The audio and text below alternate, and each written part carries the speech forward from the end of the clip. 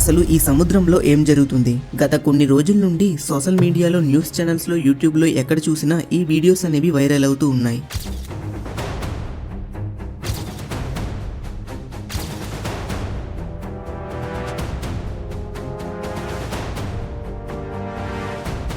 చేప కనిపిస్తే ఏదైనా విపత్తు సంభవిస్తుందా? ఇంకొన్నాళ్ళలో ఊహించని ప్రళయం విరుచుకుపడుతుందా? యుగాంతానికి సూచన అని చాలా ప్రపంచానికి రాబోయే పెను ప్రమాదాన్ని సూచించేటువంటి ప్రాణి. ఏముంది ఇందులో? నీ దైత్యం తప్ప నాకేం కనపడతలేదు. ఈ వీడియోస్ ని చూపించి సునామీ, భూకంపాలు రాబోతున్నాయి, ప్రళయం రాబోతుందని చెప్తున్నారు. ఇది ఎంతవరకు నిజం? అసలు సముద్ర గర్భం నుండి ఇవన్నీ బయటికి ఎందుకు వస్తున్నాయి? ఇవి బయటికి రావడం వల్ల నిజంగా ఏదైనా ప్రమాదం ఉందా? ఇవి నిజంగానే వచ్చే ప్రళయానికి సంకేతాలా? ఈ 2025లో ఏం జరగబోతుంది? ఏదైనా పెద్ద విపత్తు రాబోతుందా? ఇవన్నీ ఈ వీడియోలో స్పష్టంగా తెలుసుకుందాం. ఈ వీడియో లాస్ట్ వరకు చూడండి, చాలా ఇంట్రెస్టింగ్ గా ఉండబోతుంది. ఇంకా ఎవరైనా ఛానల్ ని సబ్స్క్రైబ్ చేసుకోకపోతే సబ్స్క్రైబ్ చేసుకోండి అండ్ వీడియోకి లైక్ చేయండి. 2025 ఫిబ్రవరి 9 మెక్సికోలో ఈ అరుదైన చేప కనిపించింది. ఈ చేప పేరు డూమ్స్ డే ఫిష్, కానీ దీని అసలు పేరు ఓర్ ఫిష్. 2025 ఫిబ్రవరి 19 ఆస్ట్రేలియాలో 150 తిమింగలాలు సముద్ర ఒడ్డుకు కొట్టుకొచ్చి చనిపోయాయి. అలాగే 2025 ఫిబ్రవరి 22న కేరళలో కొన్ని వేల చేపలు సముద్రం ఒడ్డుకి కొట్టుకొచ్చాయి. అలాగే ఒడిస్సాలో 7 లక్షలకి పైగా తాబేళ్లు సముద్రం ఒడ్డుకి వచ్చాయి. ఇంకా చివరిగా యాంగ్లర్ ఫిష్. ఈ చేప సముద్రంలో దాదాపు 5,000 అడుగులు నివసించే ఈ చేప కొన్ని రోజుల క్రితం సముద్రం ఉపరితలానికి వచ్చింది. అన్నిటికన్నా మెక్సికోలో ఈ చేప వచ్చినప్పటి నుండి చాలా భయపడుతున్నారు. ఈ వీడియోలో కనిపిస్తున్న ఈ వ్యక్తి ఆ చేపని ఎన్నిసార్లు సముద్రంలో విడిచినా మళ్ళీ బయటకు వచ్చేస్తుంది. ఈ చేప పేరు ఓర్ ఫిష్. దీన్ని డూమ్స్ డే ఫిష్ అని పిలుస్తారు. డూమ్స్ డే అంటే అర్థం ప్రళయం వచ్చే రోజు అని అర్థం వస్తుంది. అంటే ప్రళయం వచ్చే కొన్ని రోజుల ముందే ఈ చేప సముద్రం ఒడ్డుకు వస్తుందని అందరూ నమ్ముతారు.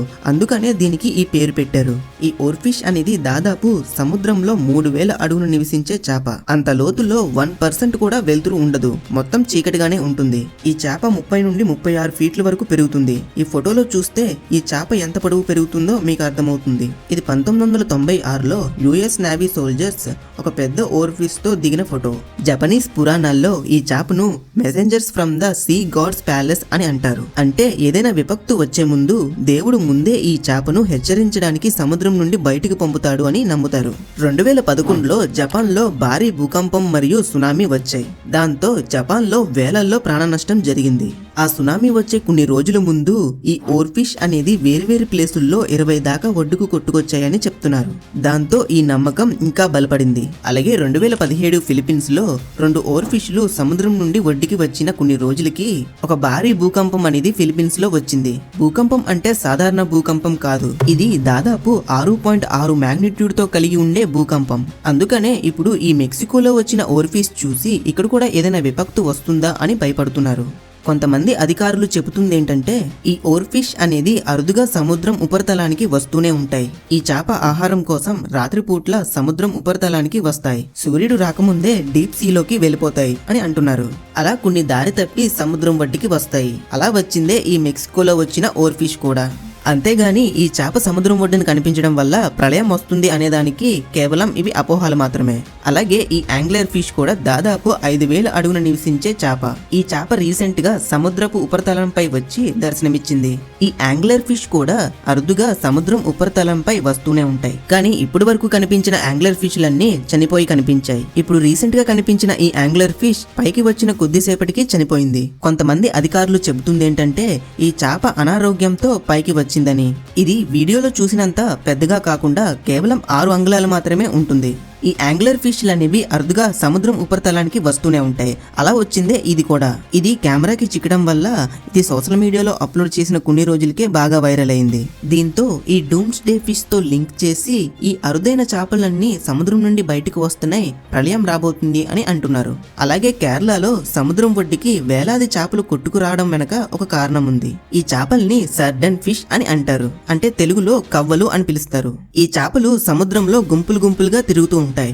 ఇవి ఎక్కువగా లోతు నుండే చల్లని నీటిలో ఉంటాయి. ఇవి చల్లని నీళ్లను వెతుక్కుంటూ ఒడ్డుకు వచ్చే అవకాశం ఉంది. అలాగే ఇది గుంపులుగా ఉండేటప్పుడు వీటిపై ఏదైనా పెద్ద చేప అటాక్ చేసేటప్పుడు ఇవి ఒకేసారి ఒడ్డుకు వచ్చే అవకాశం ఉంది. ఇకపోతే రీసెంట్ గా ఆస్ట్రేలియాలో సముద్రం ఒడ్డుకు 150 తిమింగలాలు వచ్చి చనిపోయాయి. దీని వెనుక కూడా ఒక కారణం ఉంది. వీటిని ఫాల్స్ కిల్లర్ వేల్స్ అని అంటారు. ఇవి సముద్రంలో కలిసికట్టుగా ప్రయాణిస్తాయి. ఇవి గుంపులుగానే వెళ్తూ ఉంటాయి, గుంపులుగానే వేటాడుతూ ఉంటాయి. వీటికి ఒక నాయకుడు ఉంటాడు. అంటే అక్కడ ఉన్న తిమింగలాలన్నిటికీ ఒక లీడర్ అన్నమాట. ఆ నాయకుడు ఎటువైపు వెళ్తే మిగిలిన తిమింగలాలన్నీ దాన్నే అనుసరిస్తాయి. ఒకవేళ వాటి నాయకుడైన తిమింగలం అనారోగ్యంతో దాని దిశాన్ని కోల్పోయి దారి తప్పి ఒడ్డుకి కొట్టుకు రావడంతో దాని వెనక వస్తున్న మిగిలిన తిమింగలాలన్నీ దాని వెనకే ఒడ్డుకి వస్తాయి. ఈ కిల్లర్ వేల్స్ అనేవి చాలా బరువు ఉండే కారణంగా ఒకసారి ఒడ్డుకి వచ్చిన తర్వాత మళ్ళీ సముద్రంలోకి వెళ్ళడానికి చాలా కష్టం. అలా ఒడ్డుకి వచ్చిన వీటిని కొద్ది సమయంలోనే ఎవరైనా రెస్క్యూ టీం వచ్చి వీటిని సముద్రంలో వదిలేస్తే మళ్ళీ బ్రతుకుతాయి. అలా కొద్దిసేపటి వరకు అక్కడే వదిలేస్తే అవి చనిపోతాయి. ఇలా జరగడం అనేది మొదటిసారి అయితే కాదు. 2002లో ఆస్ట్రేలియాలో ఇలానే ఒకసారి జరిగింది. అలాగే 2018లో న్యూజిలాండ్ లో ఇలానే జరిగింది. అప్పుడు కూడా 100కి పైగా తిమింగలాలు ఒడ్డుకి వచ్చి చనిపోయాయి. అలాగే ఒడిస్సాలో సముద్రం నుండి ఎక్కువ మోతాదులో తాబేలు అనేవి ఒడ్డుకి వచ్చాయి. దాంతో వీటిని ఆ ఓర్ఫిష్ అండ్ యాంగ్లర్ ఫిష్ తో లింక్ చేసి ప్రళయం రాబోతుంది అని పుకార్లు రేపుతున్నారు. ఈ తాబేళ్లనేవి ఒడ్డుకి రావడం మొదటిసారి ఏమీ కాదు. ఇవి ప్రతి సంవత్సరం కూడా గుడ్డులు పెట్టేందుకు సముద్రం నుండి బయటికి వస్తాయి. అవి గుడ్లు పెట్టేందుకు ఆ స్థలం అనుకూలంగా ఉండడంతో అవి ఆ స్థలాన్ని ఎంచుకున్నాయి. కాకపోతే ఇవి ఎప్పుడు వచ్చే సంఖ్య కన్నా ఇవి ఎక్కువగా ఉన్నాయి. ఇవి దాదాపు 7 లక్షలకి పైగా తాబేళ్లు సముద్రం తీరానికి గుడ్లు పెట్టేందుకు వచ్చాయని కొంతమంది అధికారులు చెప్తూ ఉన్నారు. చూసారు కదా, సముద్రం గర్భం నుండి వచ్చిన ప్రతి క్రియేచర్స్ వాటి వెనకాల ఉన్న అసలు కారణాలేంటో. కానీ ఇలా ఒకటి తర్వాత ఒకటి ఈ ఇన్సిడెంట్ జరగడం వల్ల జనాల్లో భయం అనేది పుడుతుంది. ఎందుకంటే మనుషుల కన్నా ఈ జంతువులు, పక్షులు, పాములు అనేవి భూకంపాలు, సునామీలు ముందుగానే పసిగట్టగలవు. ఇది సైంటిఫిక్ గా కూడా ప్రూవ్ అయింది. అలాగే ఈ డూమ్స్ డే ఫిష్ కూడా రాబోయే విభక్తులు పసిగట్టి ఒడ్డుకు వస్తాయి అనేదానికి ఎలాంటి సైంటిఫిక్ రీజన్స్, ప్రూఫ్స్ కూడా లేవు. జపాన్ లో వచ్చిన భూకంపం, సునామీ వచ్చే కొన్ని రోజుల ముందు ఈ చేప కనిపించడం అనేది కేవలం కోఇన్సిడెన్స్ మాత్రమే అని కొంతమంది అంటుంటే, లేదు ఈ చేప ఏ దేశంలో సముద్రపు ఒడ్డున కనిపించినా ఆ ప్లేస్ లో ఏదో ఒక విపక్తి వస్తుందని మరి కొంతమంది అంటున్నారు. కొంతమంది శాస్త్రవేత్తలు చెప్తుంది ఏంటంటే టెంపరేచర్స్ చేంజెస్ కారణంగా ఇవన్నీ బయటకు వస్తున్నాయని అంటున్నారు. ఇప్పటి వరకు జరిగిన ఈ ఇన్సిడెంట్స్ అన్ని, వాటి వెనక ఉన్న రీజన్స్ అన్ని చూసాం కదా. మీకేమనిపిస్తుంది? వీటిపై మీ అభిప్రాయం ఏంటి? ఇవన్నీ బయటికి రావడానికి గల వేరొక రీజన్ ఏదైనా ఉంది అని మీకు అనిపిస్తే అది కామెంట్ లో చెప్పండి. ఈ వీడియో ఇక్కడి వరకు చూసినందుకు థ్యాంక్ యూ సో మచ్. మీకు ఈ వీడియో నచ్చితే ఒక లైక్ చేయండి. అండ్ ఇంకా ఎవరైనా ఛానల్ ని సబ్స్క్రైబ్ చేసుకోకపోతే సబ్స్క్రైబ్ చేసుకోండి. అండ్ ఈ వీడియో మీకు తెలిసిన వాళ్ళకి షేర్ చేయండి. వాళ్ళు కూడా ఈ విషయాన్ని తెలుసుకుంటారు. నెక్స్ట్ వీడియోతో మళ్ళీ కలుద్దాం.